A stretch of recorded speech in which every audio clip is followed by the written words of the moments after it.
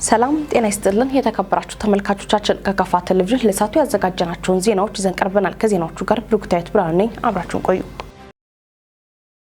ፋና ሚዲያ ኮርፖሬሽንና ቦንጋ ዩኒቨርሲቲ የዩኒቨርሲቲውን የማህበረሰብ ሬዲዮ ጣቢያ ፕሮጀክት ግንባታ ለማስጀመር የሚያስችላቸውን ስምምነት ተፈራረሙ። ስምምነቱን የተፈራረሙት የቦንጋ ዩኒቨርሲቲ ፕሬዝዳንት ዶክተር ጴጥሮስ ወልደ ጊዮርጊስና የፋና ሚዲያ ኮርፖሬሽን ዋና ስራ አስፈጻሚ አቶ አድማሱ ዳምጦ ናቸው። ምረት ማሙ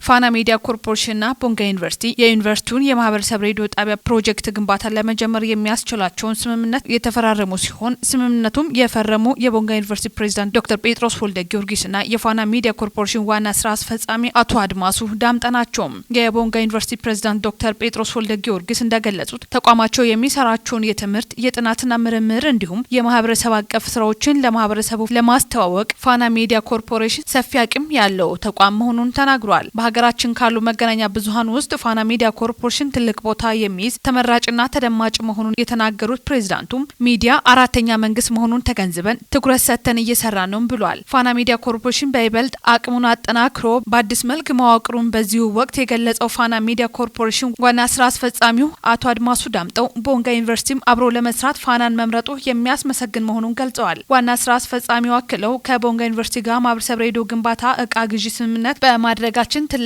እድል መሆኑን በመግለጽ ከመረጃ ተደራሽነት ባሻገር ማህበረሰብ ተኮር ስራዎች ላይ ህብረተሰቡ በቂ እውቀት እንዲኖረው ያደርጋልም ብለዋል። የዛሬው ስምምነት በጣም ልዩ የሚያደርገው በአዲስ መልክ መደራጀታችን ብቻ ሳይሆን እነኚህ መረጃዎች የምናገኘው ከማህበረሰቡ ነው።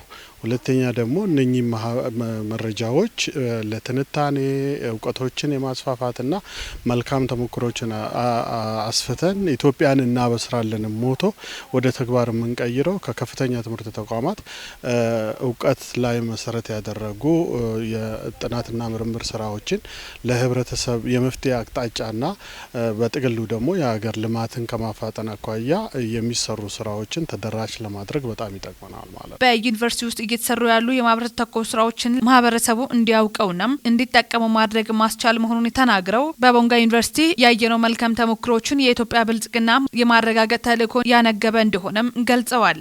ዛሬ እዚህ ያየናቸው ጉዳዮች ለሌሎች አካባቢዎች በጣም ትልቅ ተሞክሮ የሚሆን ነው። አንድ እሱ ነው። ሁለተኛ ደግሞ ሌሎች መሰል ተቋሞቻችንም ተሞክሮ ልውውጥ ማድረግ አብሮ ለማደግ ያግዛል። የፉክክር ሳይሆን የትብብር መንፈስን ያጠናክራል። ለምሳሌ ሌሎች ዩኒቨርሲቲዎች እንደዚህ ያሉ እድሎችን እንዴት ማስፋት እንደሚችሉ መተው ቢያው በጣም ጥሩ ነው። ሶስተኛ እውቀት በማየትና በማመን ጭምር ስለሆነ የምርምርና የስርጸት ማዕከል እየሆነ ያለ ዩኒቨርሲቲ ነው ያየ ነው። ስለዚህ ለተለያዩ ምርምርና ስርጸት የሚጠቀሙ ፖሊሲ አውጪዎች፣ ለከፍተኛ ትምህርት ተቋማት ጥናት አጥኚዎች እንደዚህ ያሉ ነገሮችን አካባቢዎችን ቢገኙ ጥሩ ነው ብዬ አስባለሁ። ሌላው በጣም ትልቁ እድል እዚህ ያየ ነው ይሄ ሀብት ተዝቆ ማያልቅ ሀብት ነው። ባለ ሀብቶች ይህን ነገር ቢያዩ ገንዘባቸውን እውቀታቸውን ተሞክሮ ወስደው ቢጠቀሙበት በጣም የተሻለ ኢንዱስትሪውን ከፍ ማድረግ የሚችሉበት ነው።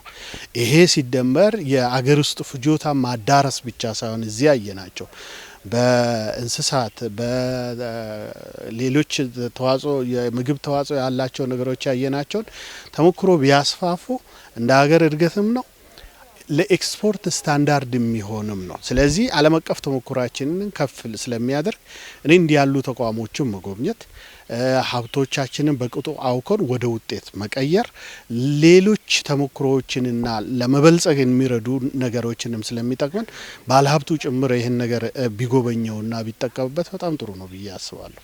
የቦንጋ ዩኒቨርሲቲ ፕሬዝዳንት ዶክተር ጴጥሮስ ወልደ ጊዮርጊስ ሬዲዮ መቋቋሙ ማህበረሰቡ ትልቅ እድል ነው ሲሉም ተናግሯል። በጣም ጥሩ መቼም ሁሉም የአካባቢያችን ሰዎች ቦንጋ ዩኒቨርሲቲ ምን እየሰራ እንዳለ መተው በአካል ተገኝተው የማየት እድል እንደሌላቸው ለሁላችንም ግልጽ ነው። ቦንጋ ዩኒቨርሲቲ ማን ነው፣ ምንድነው የሚሰራው የሚለውን በአይናቸው የማየት እድል ለተነፈጉ ማህበረሰቦቼ ለእናቶቼ ለአባቶቼ በሬዲዮ በኩል እናደርሳለን ማለት ነው።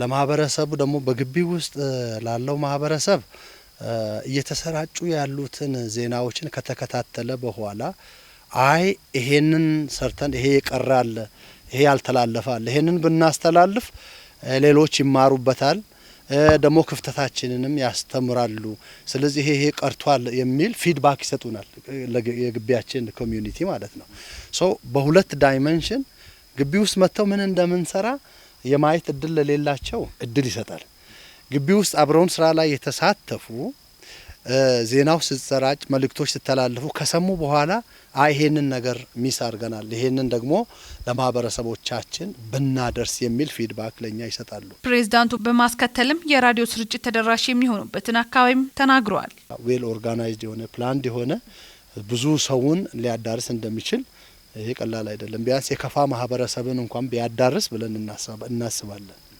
ለ2 ሚሊዮን ህዝብ ቢደርስ ከዚያ ቀጥሎ አቅማችን ያደገ ሴት ደግሞ ወደ ሌላው ማሻገር የምንችልበትን ዛሬ ከጀመርነው ከፋና ጋር ብንመካከር ያን ሳክሲድ እናረጋለን ብዬ አስባለሁ ዳይሬክት ኤድ የተሰኘ ዓለም አቀፋዊ ግብረሰናይ ድርጅት ከጥር 18 እስከ 23 2017 ዓ.ም ድረስ በቦንጋ ገብረ ጻድቅ ሻው አጠቃላይ ሆስፒታል ነፃ የአይን ሞራ ግርዶሽ ህክምና እንደሚሰጥ ተገለጸ። በዚህ ጉዳይ ዙሪያ የካፋ ዞን ጤና መምሪያ መግለጫ ሰጥቷል። መግለጫውን የተከታተላችሁ ባልደረባችን ምረታ ብርሃኑናት ተከታተልን መለስ። ዛሬ የሆነ ተወሰነ መረጃ ለመስጠት ለማህበረሰባችን ለመስጠት የፈለግንበት ዋና ዓላማ ከፊት ለፊታችን ጥር 18 እስከ 23 የሚቆይ በገብረ ጻድቅ ሻው ሆስፒታል የሚደረግ የዳይሬክት ኤድ የሚባል ግብረሰናይ ድርጅት መንግስታዊ ያልሆነ ድርጅት በዞናችን ገብረ ጻድቅ ሻው ሆስፒታል ጋር አብሮ በመተባበር የአይን ሞራ ግርዶሽ ወይም ካታራክት በእንግሊዝኛ ሜዲካል ቃሉ ካታራክት የምንለው በሽታ የተጠቁ አካላትን ነፃ ህክምና አገልግሎት ለመስጠት በሚደረገው ዘመቻ ላይ ማህበረሰባችን እንድሳተፍ ማህበረሰባችን መጥቶ የዚህ ተጠቃሚ እንዲሆን ለማድረግ ነው። እንግዲህ ሁላችንም እንደምናውቀው የአይን ህመም በብዛት በተለያዩ ምክንያቶች ሊከሰት ይችላል። በተለይም የአይን መጥፋት የማይመለስ የአይን መጥፋት የሚከሰተው በዋናነት በአይን ሞራ ግርዶሽ ነው። በአይን ሞራ የምንለው እንግዲህ ካታራክት ወይም በተለምዶ የአይን ሞራ እያደገ ይመጣና እይታ የሚሰጠውን ዋናውን የአይን ክፍል እየሸፈነ ሲመጣ የማይመለስ የአይን መጥፋት ይከሰታል። ይሄ እንግዲህ የማይመለስ የአይን መጥፋት የሚከሰተው የተለያዩ ምክንያቶች ሊሆኑ ይችላሉ። ነገር ግን ግማሽ በመቶ ወይም 50 በመቶ የሚሆነውን ጫና ሼር የሚያደርገው ወይም የሚወስደው የአይን ሞራ ግርዶሽ የምንለው ነው ወይም የአይን ሞራው ነው ወይም ካታራክት የምንለው በሽታ ነው። ይሄ በሽታ በጣም ከባድ ነው። በዞናችን ብዙ ማህበረሰብ ክፍልን አጥልቷል። ባለፈው የዛሬ 6 ወር አካባቢ ይሄው ድርጅት መጥቶ በሰራበት ከ678 በላይ የማህበረሰባችን ክፍል መጥቶ አይናቸው የጠፋ ማየት ያልቻሉ በሰው ተጎትቶ የሚሄዱ የነበሩ ማህበረሰባችን ክፍሎች አይናቸው አይቶ አይናቸው በርቶ የሄዱበት ሂደትን እናስታውሳለን። ያን አጋጣሚ ቀኑን በጣም ጠባብ ስለሆነ ብዙ የህብረተሰባችን ክፍሎች ይሄንን እድል ሳይጠቀሙ የቀሩ አሉ። አሁን ድጋሜ ፕሮግራማቸው ያን አጭር ቀን 2-3 ቀን ስለነበረች ቶሎ ሰርቶ ነው የወጡት። ቀጣይም ቶሎ እንድትመጡ ብለን በፕሮግራም ባስያዝነው መሰረት ተመልሶ አሁን መጥቷሉ። ከኛ ጋር ፕሮግራም አስይዟሉ። ስለዚህ ማህበረሰባችን የማይመለስ አይን መጥፋት ራሱን እንድታደግ መጥቶ እንድታከም ጥሪያችንን እናቀርባለን። ፕሮግራሙ ከዚህ በፊት አንዴ ብቻ ከዞን ማዕከል በመናደርገው ጥሪ ነበረ ያኔ ሰው ይመጣ የነበረው። ይሄን አካሄድ በመቀየር አሁን ያደረግነው ቢያንስ በየወረዳ ቅስቀሳና በየወረዳ የመለየት ስራዎች እንዲሰሩ ፕሮግራም አወጥተናል። ያኔ ሁላችንም እንደምናስታውሰው ሰዎች በሙሉ የአይን ችግር ያለባቸው ሰዎች በሙሉ ወደ ዞን ማዕከል ተነድተው መጥተው ሆስፒታል ላይ ደርሶ አይናቸው ይመረመር ይታይና የአይን ሞራ ያልሆነ ሌላ የአይን ችግር ያለበት ምናምን ተብሎ ተለይቶ ከዛ በኋላ የአይን ሞራ ያልሆናቸው ከሩቅ ቦታ መጥቶ እዚህ ትራንስፖርት ጨርሶ መጥቶ ተቸግረው ሲመለሱ ነበር። ይሄን ለማሻሻል አሁን ያደረግነው ትክክለኛ የአይን ሞራ ችግር ያለባቸው በቀዶ ሕክምና ሊድኑ የሚችሉ የማህበረሰባችን ክፍሎችን ብቻ ተለይቶ ከወረዳ እንዲመጡ ምክንያቱም ከሩቅ ቦታ የሚመጣ ሰው በትራንስፖርት እንዳይጎዳ እንዳይጉላላ ለማድረግ አዲስ አሰራር ዘርግተናል። እሱም ምንድነው በየወረዳ ያወጣነው ፕሮግራም አለ።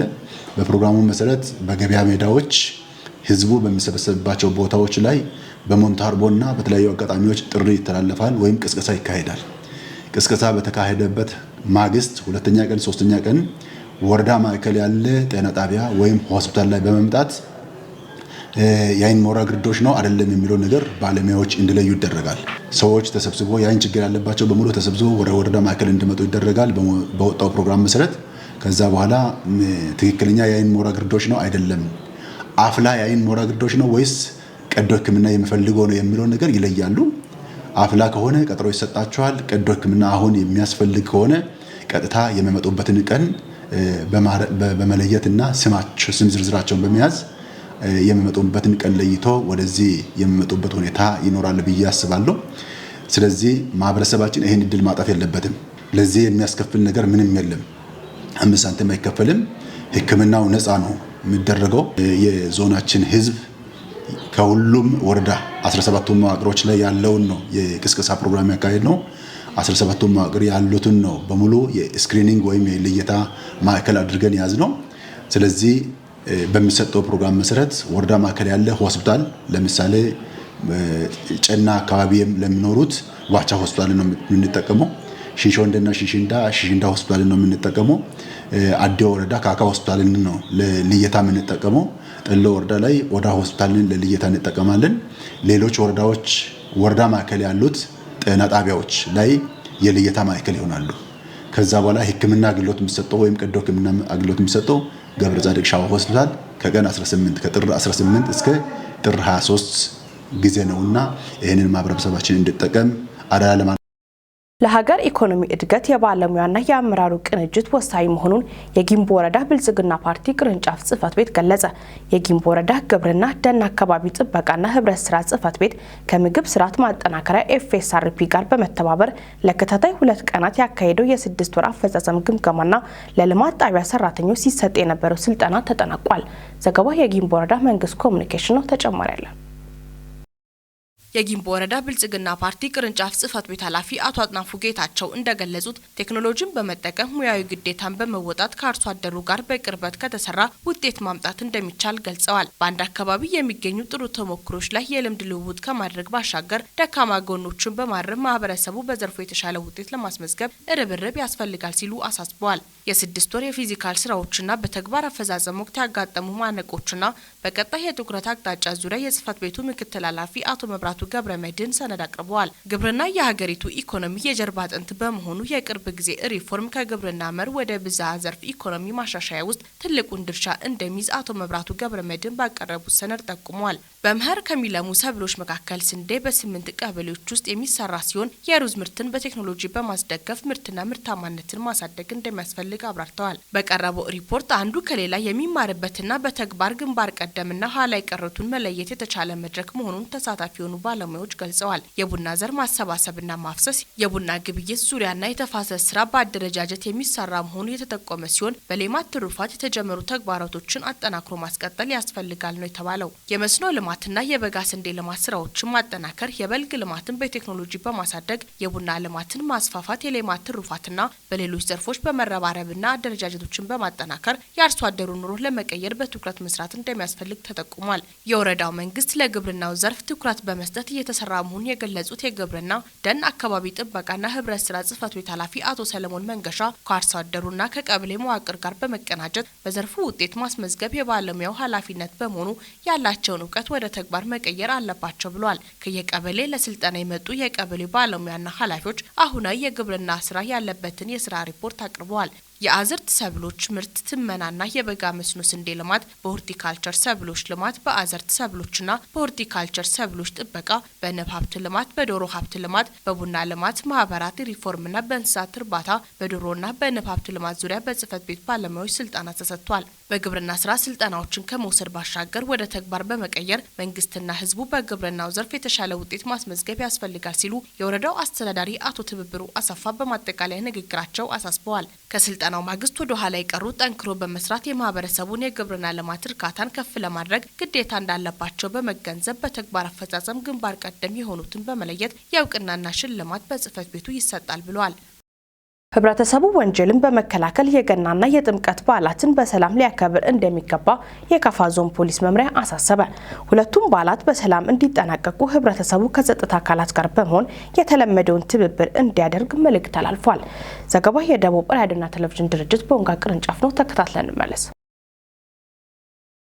የዞኑ ፖሊስ አዛዥ ኢንስፔክተር አጥናፉ አባተ ከዚህ ቀደም ከነበረው ልምድ ተሞክሮ በመውሰድ በበዓላት ወቅት ሊከሰቱ የሚችሉ ወንጀሎችን ፖሊሳዊ ብቃትን በመጠቀም የመለየት ስራ መሰራቱን አስረድተዋል። በዚህም ስርቆት፣ ድብደባና ሌሎች ወንጀሎች ሊከሰቱ እንደሚችሉ ቅድመ ትንበያ በማስቀመጥ የመቆጣጠር ተግባራት መጠናቀቃቸውን ገልጸዋል። በዞኑ አርብቶ አደር አካባቢዎች የእንስሳት ዘረፋና ግድያ ሊከሰት እንደሚችል በመጠቆም ጥንቃቄ ማድረግ እንደሚገባም አሳስበዋል። በግብይት ወቅት ሐሰተኛ የብር ኖቶች መበራከትና ምግብ ውስጥ ባዕድ ነገሮችን መቀላቀል የሚከሰት በመሆኑ ህብረተሰቡ ከአጭበርባሪዎች ተገቢውን ጥንቃቄ እንዲያደርግ አስጠንቅቀዋል። ህብረተሰቡ በዞኑ ሁሉም ወረዳዎችና ከተማ አስተዳደሮች አጠራጣሪ ነገሮችን ሲመለከት በአቅራቢያው ላለው የጸጥታ አካላት መረጃ በመስጠት እንዲተባበር መልእክት አስተላልፈዋል። ህብረተሰቡ ስጋት ያለባቸውን አካባቢዎች በቋሚነት ፓትሮል በማድረግ አካባቢውን በአደረጃጀት እንዲጠብቅም ጠይቀዋል።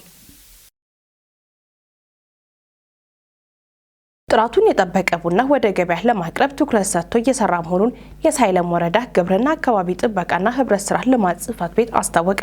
በተያዘው የምርት ዘመን 1680 ቶን የቡና ምርት ለመሰብሰብ ታቅዶ ወደ ተግባር መገባቱንም ጽህፈት ቤቱ ገልጿል።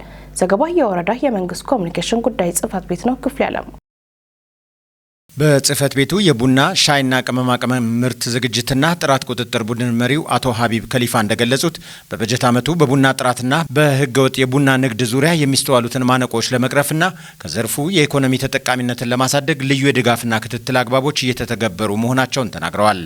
አቶ ሀቢብ አክለውም በወረዳው ውስጥ 30 ቡና አብቃይ ቀበሌዎች ያሉ ሲሆን ከእነኚህ ውስጥ 8ቱ ቀበሌዎች ቡናን በብዛትና በጥራት የሚያመርቱ መሆናቸውን ገልጸው በዘንድሮ የምርት ዘመን ምርት ከሚሰጠው 4500 ሄክታር ማሳ 1680 ቶን ቡና ለመሰብሰብ መታቀዱንና ከሚሰበሰበው ውስጥም 150 ቶኑን ለማዕከላዊ ገበያ ለማቅረብ በትኩረት እየተሰራ መሆኑን አብራርተዋል። በወረዳ ደረጃ በየዓመቱ ወደ ማዕከላዊ ገበያ የሚቀርበው የቡና ምርት መጠን በጣም ዝቅተኛ መሆኑን የተናገሩት አቶ ሀቢብ ምርቱ ያለበት አብዛኛው አካባቢ የመንገድ መሰረተ ልማት ችግር መኖሩ፣ አልሚ አርሶ አደሮች ምርታቸውን ወደ ግብይት ማዕከል አቅርቦ የመሸጥ ባህልና ልምድ አለመዳበር፣ ምርትን በጥራትና በጊዜ መሰብሰብ ችግር መኖሩ እንዲሁም የነጋዴ አቅም ውስንነትና ሌሎችም ምርቱን በሚፈለገው ልክ ለገበያ ለማቅረብ ተግዳሮቶች ናቸው ብለዋል። በወረዳው ያለው የቡና ሽፋን 13000 ሄክታር ሲሆን ይህንን ወደ 14000 ሄክታር ለማሳደግ የአርሶ አደሮችን ጓሮ ጨምሮ በተለያዩ ተቋማት ለተከላ እየተዘጋጀ ያለ 3 ሚሊዮን የቡና ችግኝ መኖሩን አቶ ሀቢብ አንስተዋል። ጽህፈት ቤቱ ቀድሞ ከነበሩት 2 የቡና ግብይት ማዕከላት በተጨማሪ በአዶታ ማዕከል ራሱን አስችሎ የቡና ግብይት እንዲፈጸም የመገበያያ ቦታን ከይገባኛል ነጻ አድርጎ በመስጠት ኃላፊነታቸውን ለተወጡ የወረዳው ከተማ ልማትና ማዘጋጃ ቤት በተቋሙ ስም ምስጋና አቅርበዋል። የወረዳው ዋና አስተዳዳሪ አቶ አማኑኤል አየለ በበኩላቸው በተያዘው በጀት ዓመት ህገወጥ የቡና ዝውውርን ለመከላከልና የቡና ጥራት ቁጥጥርን በማጠናከር በጥራትና በብዛት ለማዕከላዊ ገበያ ለማቅረብ ትኩረት ተሰጥቶ እየተሰራ መሆኑን ገልጸዋል። ቡና ከግብይት ማዕከል ውጪ መገበያየት እንዳይኖር አልሚ አርሶ አደሮች ወደ ህጋዊ ግብይት ማዕከል በማቅረብ በህገ ወጥ ደላሎች የሚመዘበረውን የራሳቸውንና የወረዳውን ሀብት ለማስቀረት የበኩላቸውን አስተዋጽኦ ማበርከት እንዳለባቸው አሳስበዋል። ቡናን በብዛት ማምረት የኢኮኖሚ አቅምን ለማሳደግ ከሚከናወኑ ተግባራት ውስጥ አንዱ መሆኑን የገለጹት አስተዳዳሪው ቡና ከተረጂነት ወደ ምርታማነት የመሻገር ህልማችንን እውን ለማድረግ ከሚያስችሉን የግብርና ምርቶች ውስጥ አንዱ መሆኑን አቶ አማኑኤል ተናግረዋል። በወረዳው የሚስተዋሉ የመንገድ መሰረተ ልማት ችግሮችን ለመቅረፍ የወረዳው አስተዳደር የወረዳውን ህዝብ በማስተባበር የሚሰራ መሆኑን ጠቅሰው ከግብይት ማዕከል ውጭ የሚገበያዩ ማንኛውም የቡና ነጋዴም ሆነ አልሚ አርሶ አደሮች ላይ ክትትል በማድረግ ህጋዊ እርምጃ የሚወሰድ መሆኑንም አቶ አማኑኤል ገልጸዋል።